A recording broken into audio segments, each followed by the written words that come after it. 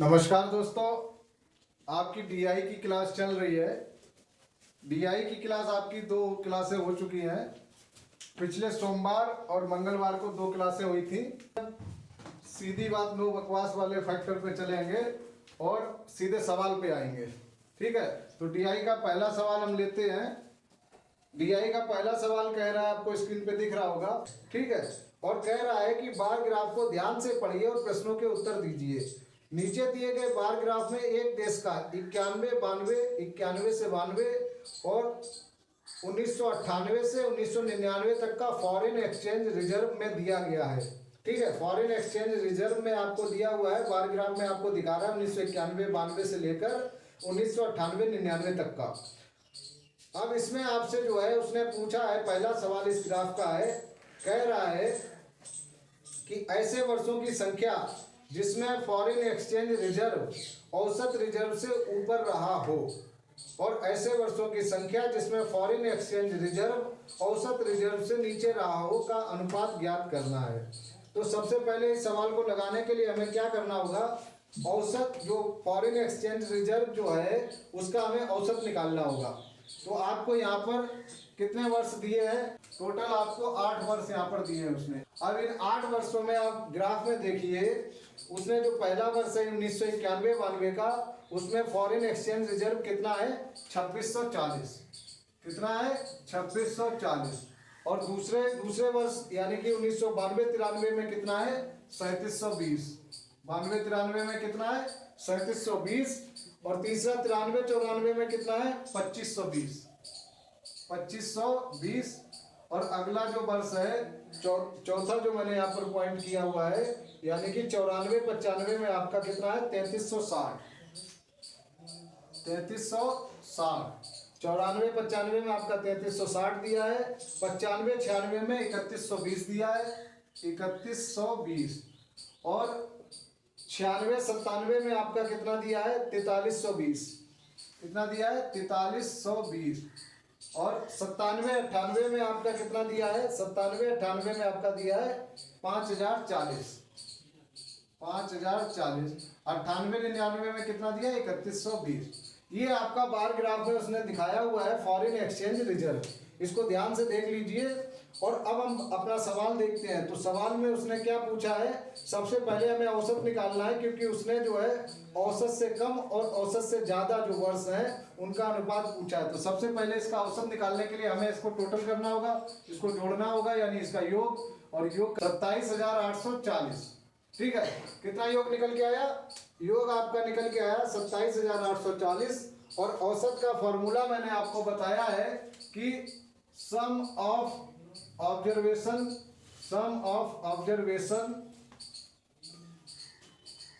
Divide by number of observation. ठीक है, ये किसका फॉर्मूला है, एवरेज का, यानी कि औसत का फॉर्मूला है ये।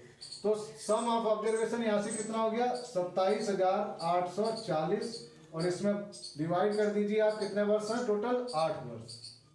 जब इससे आप डिवाइड करोगे तो कितना आएगा, 8 या 24, यहाँ कितना हो गया, 8 चौको 32, 8 64, यानी कि 3480 आपका औसत आ गया। ठीक है, अब उसने क्या कहा है कि ये जो औसत आया है इसको आप सबसे पहले सबसे ऊपर रहा हो, औसत रिजर्व से ऊपर रहा हो ऐसे वर्ष कौन से हैं। तो आप यहां से देख लीजिए 3480 से ज्यादा वाले वर्ष कौन से हैं। 1992-93 में आप देखिए 3480 से ज्यादा संख्या है। उसके बाद इस नंबर 6 नंबर पे जो आपका दिया है, यानी 1996-97, इसमें भी आपकी ज्यादा है। इसके बाद जो आपका दिया है 97-98, 1997-98, इसमें भी आपका 3480 से ज्यादा संख्या है। यानी 3 वर्ष आपके ऐसे हैं, टोटल 3 वर्ष ऐसे हैं जिनकी संख्या जो है आपके औसत से ज्यादा फॉरेन एक्सचेंज रिजर्व आ रहा है। ठीक है, और औसत से कम कितने में आ रहा है, 3480 कहीं मैच कर रहा है, नहीं कर रहा है। तो बचे हुए वर्ष क्या हो गए, बचे हुए वर्ष आपके जो है इनका कम आ रहा है, फॉरेन एक्सचेंज रिजर्व जो है आपका कम आएगा इसमें। तो इसका जो आपका आंसर आ जाएगा वो आंसर आपका यही, इनके अनुपात के जो आंसर उसका उसने क्या पूछा है, फॉरेन जो औसत आपका आया है उस औसत से कितने वर्षों में फॉरेन एक्सचेंज रिजर्व ज्यादा है, उसका अनुपात आपको करना है किसके साथ, बचे हुए वर्ष, यानी कि जिसमें फॉरेन एक्सचेंज रिजर्व जो है आपके औसत फॉरेन एक्सचेंज रिजर्व से कम आ रहा है। तो 5 वर्ष, 5 आपके साल ऐसे हैं जिनमें फॉरेन एक्सचेंज रिजर्व जो है 3480 से कम है, और 3 वर्ष आपके ऐसे हैं जिनमें फॉरेन एक्सचेंज रिजर्व आपका 3480 यानी औसत से ज्यादा है। तो आपका आंसर हो गया 3:5। ठीक है।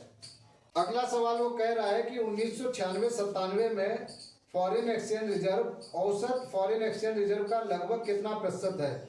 तो फॉरेन एक्सचेंज रिजर्व आपका औसत कितना निकल के आया था, औसत आपका फॉरेन एक्सचेंज रिजर्व का निकल के आया 3480। अब वो कह रहा है कि 96-97 में फॉरेन एक्सचेंज रिजर्व, औसत फॉरेन एक्सचेंज रिजर्व का लगभग कितना प्रतिशत रहा। तो इसका कितना प्रतिशत रहा आपका कौन से ईयर में, 96-97 यानी कि 4320 की बात कर रहा है, 4320 की बात कर रहा है। अब आपको इसका प्रतिशत निकालना है, तो प्रतिशत निकालने के लिए आपको क्या करना होगा, औसत के साथ उसने तुलना की है, यानी 4320 में आपको भाग देना है 3480 का। ठीक है, आपका प्रतिशत निकल के आ जाएगा। इसका भाग दीजिए, इसका भाग मैं नहीं दूंगा, आप लोग दीजिए इसका भाग, और ये आपका जो आंसर आएगा डायरेक्ट आपका 124%। इसका सॉल्व आप करके देख लीजिए इसको। ठीक है, इसको सॉल्व आप खुद से कर लीजिए, और इस यहाँ पर इंटू 100 भी कर लीजिए, क्योंकि आप प्रतिशत में बात कर रहे हो, प्रतिशत में डील कर रहे हो। ठीक है, और जब प्रतिशत में डील करते हो तो 100 का गुणा रहता है, उसको आप सॉल्व करोगे तो 124% आपका आंसर आ जाएगा। बढ़ते हैं अगले सवाल की तरफ। अगला सवाल कह रहा है 1997-98 में 93-94 की अपेक्षा फॉरेन एक्सचेंज रिजर्व में कितने प्रतिशत अधिक बढ़ोतरी हुई। 97-98 की बात कर रहा है और 93-94 की बात कर रहा है। ठीक है, 93-94 की भी बात कर रहा है। ठीक, अब यहाँ पर वो बात किसकी कर रहा है, ये देखिए, वो बात कर रहा है 97-98 और 93-94 की, यानी कि 97-98 आपकी ये वाला 5040 वाली वैल्यू की बात कर रहा है वो, और उसके बाद 93 और 94 की बात, यानी कि 2520 की बात कर रहा है, इसकी बात कर रहा है, 2520 की बात कर रहा है। तो इसमें उसने क्या बात क्या कर रहा है, वो कह रहा है कि अपेक्षा 97-98 में 93-94 की अपेक्षा फॉरेन एक्सचेंज रिजर्व में कितने प्रतिशत अधिक बढ़ोतरी हुई। 93-94 की अपेक्षा, यानी तुलना जो हो रही है 93-94 वाली वर्ष से हो रही है, और उसने बढ़ोतरी पूछी है प्रतिशत में। तो बढ़ोतरी प्रतिशत में निकालने के लिए मैंने आपको क्या बताया था कि बड़ी संख्या से छोटी संख्या को माइनस करो। तो बड़ी संख्या यहाँ पर 5040 और छोटी संख्या आपकी आ गई 2520, क्योंकि हमें इनका डिफरेंस निकालना होता है और जिससे तुलना होती है उससे भाग दे देते हैं। और प्रतिशत में जब पूछेगा तो गुणा 100 कर लीजिए। तो इसको जब आप सॉल्व करोगे ये कितना आएगा, 0,252, 2520 बटे 2520 गुणे 100, यानी कि कितना प्रतिशत आ गया, 100% की बढ़ोतरी हुई।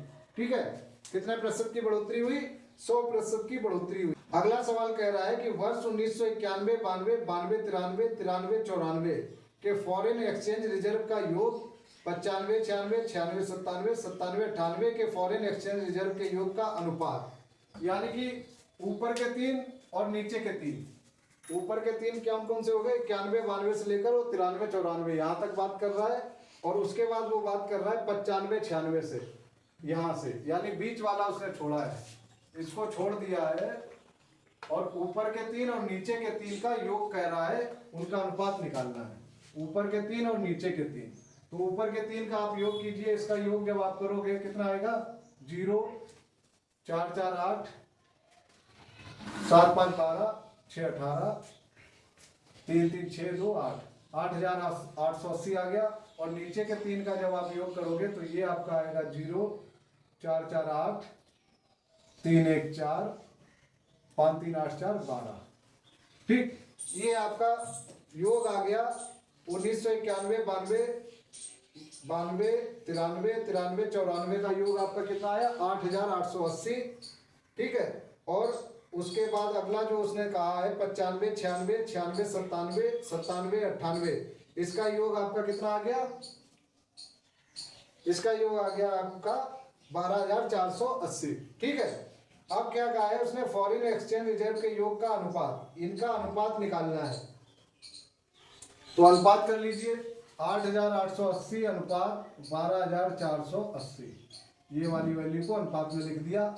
0 से 0 कट होगा, 4 से कटेगा ये, 4 तिया 12, 4 एकम 4 दूनी 8, 4 दूनी 8, 4 दूनी 8, 4 दूनी 8, ये 111 आएगा। 2 से और काट दिया, 2 एकम 2, 2 पचे 10, यानी कि 111 अनुपात 156। इसको और सॉल्व करोगे आप तो कितना आएगा, 37 अनुपात। आंसर दे रहा है, ये आपका आंसर निकल के आया। अगला सवाल कह रहा है कि वर्ष 1991, वर्ष 1991-92, वर्ष 1991-92 में वर्ष 1995-96 की अपेक्षा फॉरेन एक्सचेंज रिजर्व में कितने प्रतिशत की कमी हुई। अब पूछ रहा है कमी, तो कमी जब पूछ रहा है तो आपको क्या करना है, अभी आपने टोटल किया था 91-92 में, कितना आपको दे रहा है यहाँ पर, 91-92 में आपको दे रहा है 2640, फॉरेन एक्सचेंज रिजर्व यही दे रहा है 91-92 में, और 95-96 में कितना दे रहा है, 3120, यही दे रहा है 3120। तो आपकी तुलना जो हो रही है वो 95-96 के साथ तुलना हो रही है, तो इनका डिफरेंस निकालिए और जिसके साथ तुलना हो रही है उससे भाग दे दीजिए। तो इनका डिफरेंस बड़ी संख्या से छोटी संख्या घटा दीजिए, तो डिफरेंस आपका, इसको घटा दीजिए डायरेक्ट यहाँ पर, तो डिफरेंस आपका आएगा 480, और इसमें भाग देना है आपको 3120 से।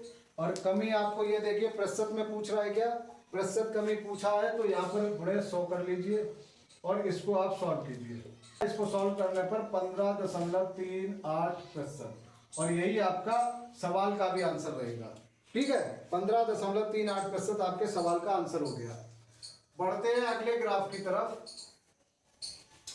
अगले ग्राफ की तरफ बढ़ते हैं।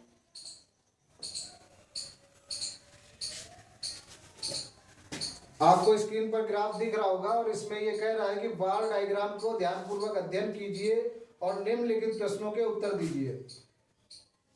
रत्न और आभूषणों का 1991-92 में निर्यात रुपए में बिलियन में दिया है।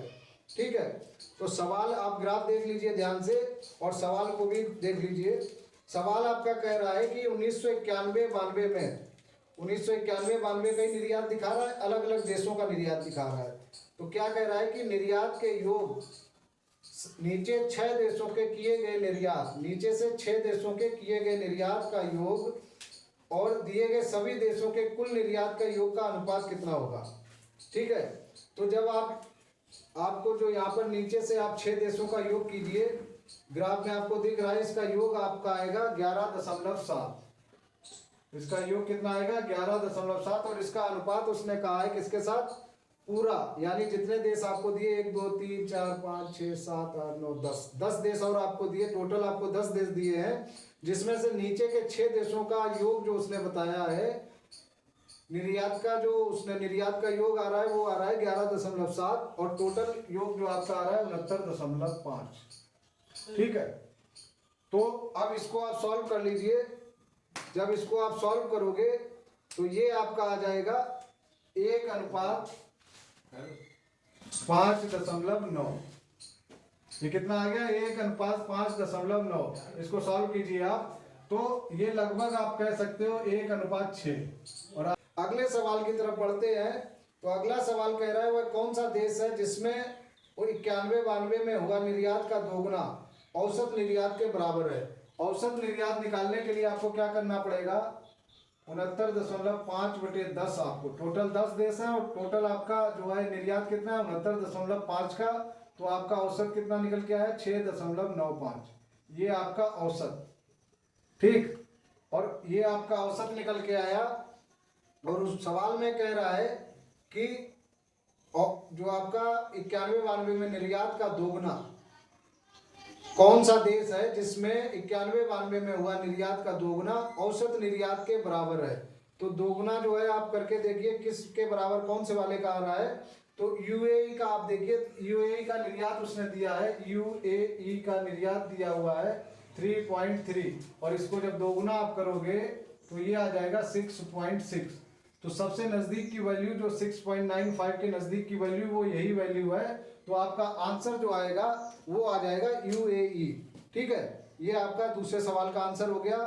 अगला सवाल कह रहा है कि जापान, बेल्जियम और हांगकांग को दिए गए कुल निर्यात और 91-92 में शेष देशों के को किए गए निर्यात का अनुपात कितना है। जापान, बेल्जियम और हांगकांग, जापान, बेल्जियम और हांगकांग का कितना आ रहा है टोटल? टोटल आपका आएगा 35.2। 35.2 आप लोग ग्राफ में देख लीजिए और उसको टोटल कीजिए, आपका यही आएगा। जापान, बेल्जियम और हांगकांग का कुल निर्यात कितना आ गया? 35.2। ये 35 जापान, हांगकांग और बेल्जियम का, जापान, हांगकांग और बेल्जियम। जापान का कितना है? 12.5 प्लस जापान, हांगकांग का 10.6 और बेल्जियम का कितना है? 12.1 आपका कुल आ गया जापान, बेल्जियम और हांगकांग का निर्यात। ठीक है, अब क्या कह रहा है? शेष देशों का किया गया निर्यात। तो शेष देशों का निर्यात कितना आएगा? आपका कुल निर्यात कितना था? पिछले सवाल में निकाला था 69.5। शेष देशों का निर्यात कितना आएगा? 35.2। इसमें से घटा लीजिए तो ये 3 आ गया, 4 आ गया, फिर से 3 आ गया, 34.3 आपका शेष देशों का निर्यात आ गया। शेष देशों का ये निर्यात हो गया आपका। ठीक, शेष देशों का निर्यात हो गया 34.3। अब इनका अनुपात उसने पूछा है, तो अनुपात कैसे निकालोगे? 35.2 अनुपात किसके साथ? 34.3। 35:34 लगभग का आपका कितना अनुपात आ जाएगा?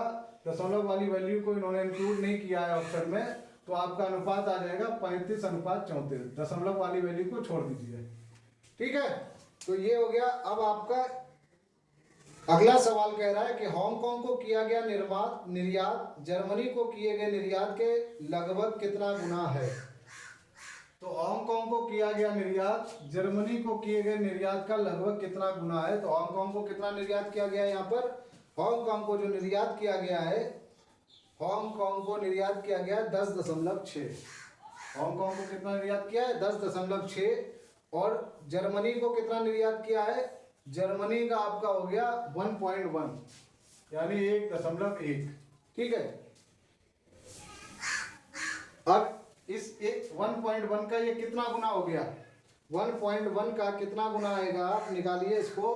तो 10.6 को आप 1.1 से भाग दे दीजिए, दशमलव से दशमलव हटा दिया, 11.99 या कितना बचा? 7, 70 हो गया, 11 छंगा 66 यानी कि 9.67 आ गया। अब आपका ऑप्शन आप देखिए, ऑप्शन 9.67 कहीं दिया है?